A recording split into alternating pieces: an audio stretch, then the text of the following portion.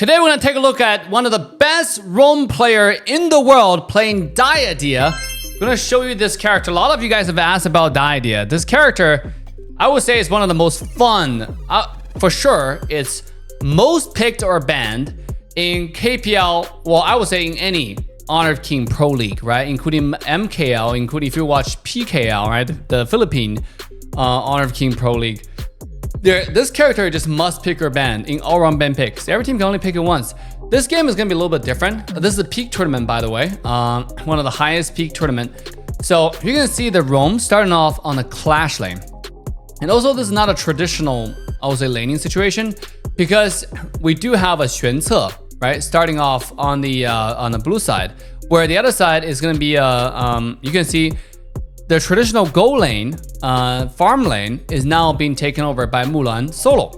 So it's double fighter on two side lanes, and then you have 玄策 who's farming and roaming around. For this type of gameplay, it's high risk, high reward, because once Mulan get level 4, they have a lot of die potential for the enemy channel, right? Who has some mobility, but also when you try to deal with the Charlotte as well as Mulan, especially when they're proficient, it's really, really hard.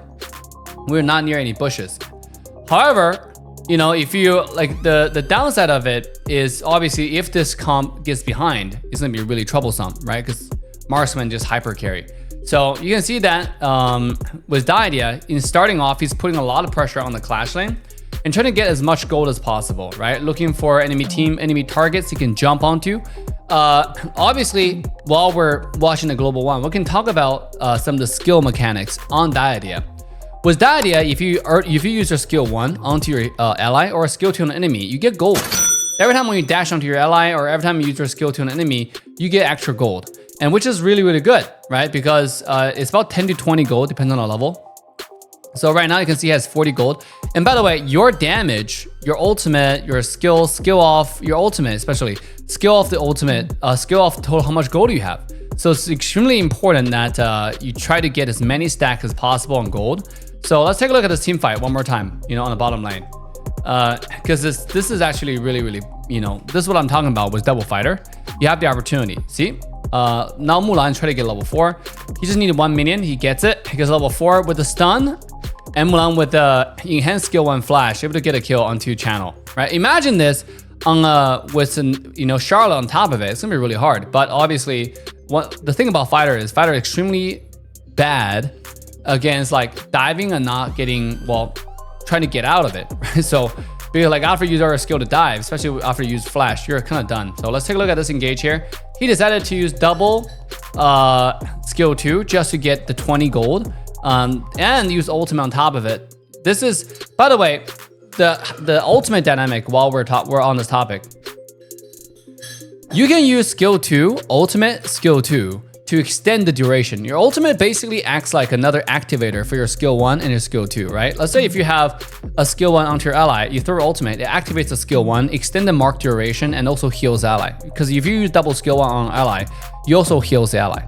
Same as skill 2. If you use skill 2 on enemy target, it triggers the mark, which basically stuns the enemy team, gets your gold, and then extend the duration of the mark. So if you follow up with another skill 2, you can basically stun or lock enemy team for like about 2 seconds, which is much, much longer. Double the duration of your traditional skill 2, right? So your ultimate, it's just really useful. If you're in the middle of a team fight, you have a mark on enemy, you can use skill 2, ultimate, and skill 2 to extend the duration, or just use it onto your ally team, try to cover as much ally and enemy team at the same time. So you can heal and then do damage all at the same time. Let's take a look at the team fight. He jumps in, throw the ult on the enemy team, and then jumps away barely with a skill 1 right here. Still looking to go in here, kind of risky. Staying on the side, he has enhanced auto, dash over the wall. Skill 2 to lock him for the stun, and moves away. He does have enhanced auto. Let's see what he decided to do here. Ooh, that Lady Jen might be a little bit too deep, and then I think he's for sure dead. So this is one of the bloody battles here on the bottom side. Try to heal. He has 300 gold already. A lane used ultimate. Okay, jumps away with enhanced auto. And now he stands on the side, right? Try to scare the lane away. So very, very good positioning. And I urge a lot of support players to do the same. So stun, lock, and then enhanced kick, right? To lock this Yu Huan in. So very, very good quad control. Now he has ultimate. He's gonna use ultimate to heal his ally. And then throw a skill 1, and then throw another skill on his ally. He's decided not to jump in himself because it's going to be really risky if he does. You can still get damage while you're on top of your teammate. He throw 2 skill 1, a 1 on each ally, and this way when they get close, at first they got movement speed buff, and then it also triggers the gold, so he gets gold as well. He gets a kick and somehow survive. Dude, this game is so weird. It's one of those lucky games where this guy just doesn't die, huh? Okay, heal one more time, he immediately gets off of it with the movement wheel. By the way, you don't have to stay onto the ally for, you know, forever, basically, because I see people doing it. You don't have to stay onto your ally for forever, okay? Sometimes you can just not do it. You can instantly get on somebody, use your movement joystick to get out of it, right? Same as stunning somebody. You don't have to stay for the full duration. I noticed that a lot of Dyadia, because I watch quite a bit of top global 1, I would say like, you know, top global 10 Dyadia now, and then they just don't get away. They don't leave that much. What I'm trying to say, they don't leave base that much. They just stays in the lane and try to get as much gold as possible, right? Here, he's already have 500 gold. Remember your damage skill off your gold. So that's the reason why he's staying in lane and he's picking up the health orb, which I don't know if it's a good idea.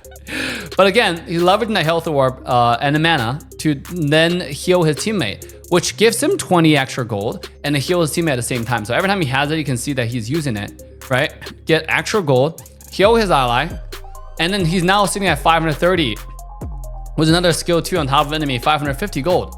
So now his ultimate is gonna hurt. So with Dyadia, it's one of the scaling roam. Not only is she strong early game, you know, with all the CC you have, you know, stun, enhanced kick, the mobility, you also like just scale off because you're late game, because you have so much gold, you can do so much damage.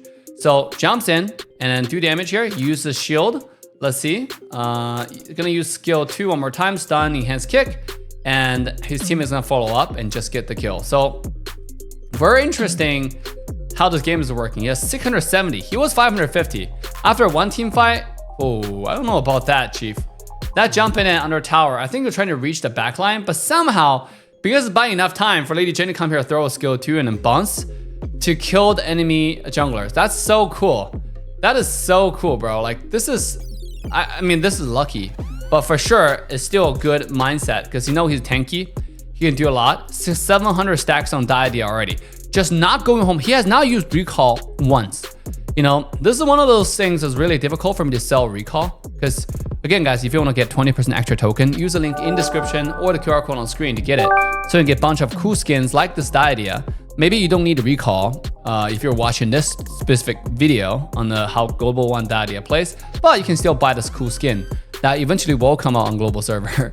So I don't know what this ultimate is for. Probably just one of those things you want to use. Okay, so you can see right here, he throws the skill 2 onto the enemy, 2 targets, throw an ultimate on top, right? Before the mark clears, the Xuanze was running really, really fast. Gets away, he has a shield, he has everything ready. Let's see if you want to throw a mark into some targets. And in fact, he's gonna jump onto his ally. Again, continue to get stack gold, 800 gold now. Let's see. He's gonna throw ultimate just for the throw of it. Maybe he would, right? Let's see. Enhance auto, that's kind of wasted. Throw a skill 2 to continue to shred gold from the target here. He's not jumping in. By the way, this is so interesting. If you jump in with your skill 2, the thing about it is enemy team is gonna refund the gold that you're stolen. But if you don't jump in, this is gonna continue to lose gold. However, it's good because like the maximum gold you can steal if you just throw skill 2 on them, I think it's 10. Whereas if you use skill 2 onto the top of the enemy, you can get 20 gold instantly onto yourself. Even though enemy team doesn't lose gold, it's just one of the things that helps you get more gold. So, oh, here it has so much damage here. Have to use the flash to get out of the harm's way. And this is one of the few occasions I see him using flash. So let's go back to the team fight one more time. He's a Yuhuan, locks in, use a shield.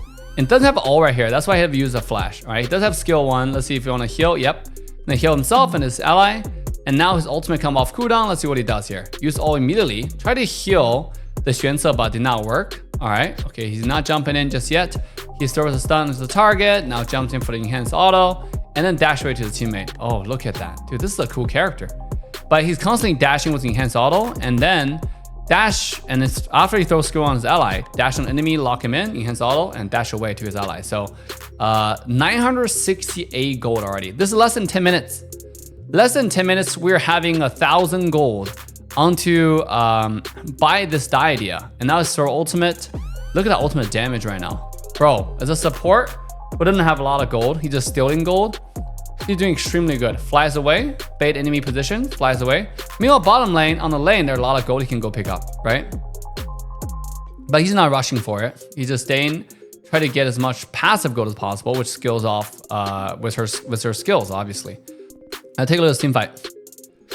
Okay, waiting for enemy to jump in. He flies over, stun, quickly gets away, throw an ultimate on top. Just, you know, again, to mark the enemy. If they are not marked with a skill 2, well, they will be marked if your ultimate touch them.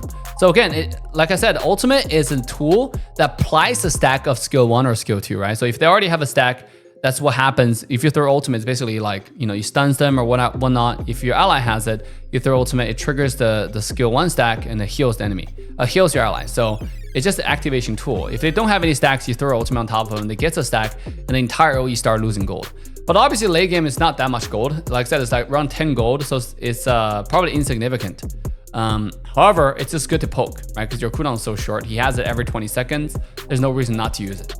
Let's take a look at this top side engage. There's a big Vanguard comes in. It's gonna stun in because that seems kind of risky. I think at this point he's probably gonna throw skill 2 onto 2 targets and have them. Yeah, that's exactly what we're doing. Have them come close. Oh, the stun. Have to force out the Elaine ultimate. So pretty smart right here. Use skill 1. Yeah, 1200 gold in that. You know, 200 extra gold through that one little clash on the top side. So continue to stay around to heal ally. Have a stack in ready. Still have the shield. The enhanced Shadow Vanguard is coming in now. Let's see what he does. He has ultimate, skill 3, and ultimate immediately, right? Root. He would have done skill 2, ultimate, and then skill 2, but decided to double skill 2 right here, and then throw ultimate just for the damage. So check this out, right? That's not going to be the second root, but it forced the lane to run away, and that opens up the entire crystal for his team to take. So beautiful game here. His entire global ranking in China is 170. Dyadia ranking is obviously really, really high, right? So let's take a look. MVP Dyadia, 0 deaths, 0/0/20. He also goes for the items Holy Grail for the mana regeneration, the Ice Buckler, Glacier Buckler, how to say Ice Buckler, for the slow, right? Really cool item. I think also reduced enemy movement speed. So it's just one of those items, if situational. It depends on what enemy decided to do. You can see enemy team has a lot of physical damage. That's why they're doing it. The magic is not, the mage is not even building that much damage right here, right? You can see their mage barely has any item. It's a poor mage, has a freaking venomous staff as well as 7th wrath, right? Just not because the base magic damage is not that high. So he's building a full magic defense along with some magic damage herself, with, you know, mana regeneration. Because this turns into Ominous Premonition, which is gonna be really good against almost everybody, right, on the enemy team. So good play from Dyadia here, guys. What do y'all think about a global one? Did you learn something about the rotation, how he uses skill, how he not goes home and just continues to stack his passive? By the way, how to get a better roam score, like how you get 15.1, is based on how much heal you're getting, and also teamfight participation, right?